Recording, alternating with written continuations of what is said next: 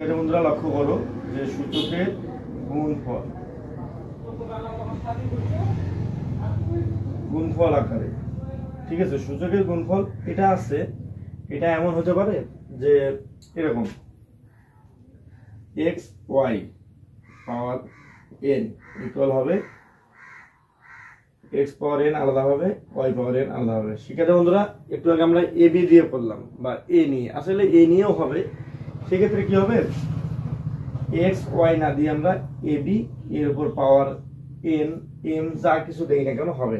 তো এইটা হচ্ছে কি এর উপরে আলাদা করে পাওয়ার এন আর ওয়াই এর উপরে আলাদা করে এন হবে। তো এই যে দুইটা মানে টাইপ বা দুইটা সূত্র মনে হচ্ছে, কিন্তু দুইটা একই, এক্স ইন্টু ওয়াই এর উপর পাওয়ার এন আর এক্স পাওয়ার এন ইন্টু হচ্ছে ওয়াই পাওয়ার এন। তো এভাবেও খুব সহজে আমরা এটাকে ডিফাইন করতে পারি। এখন এটা একটা এক্সাম্পল দিলে তোমরা খুব সহজে অঙ্কটা বুঝতে পারবে। ধরো যে এরকম যদি হয় এক্স ওয়াই এর উপর পাওয়ার হচ্ছে 6। এখন আমরা কি করব, এখন খুব সহজ। এখন আমরা এক্স এর উপর পাওয়ার নেব 6, ওয়াই এর উপর পাওয়ার নেব 6, অর্থাৎ পাওয়ারগুলো এক্স ওয়াই এর মাঝে আমরা ভাগ করে দিয়ে দিলাম বা এখানে বর্ণন করে দেওয়া হলো। কেন? কারণটা হচ্ছে এখানে দেখো এক্স ওয়াই গুণ অবস্থা আছে এবং এর উপর পাওয়ার দেওয়া আছে 6, তাহলে এক্স এর উপরও হবে ওয়াই এর উপরও হবে, এটা ডিপেন্ড করতেছে ব্র্যাকেটের উপরে।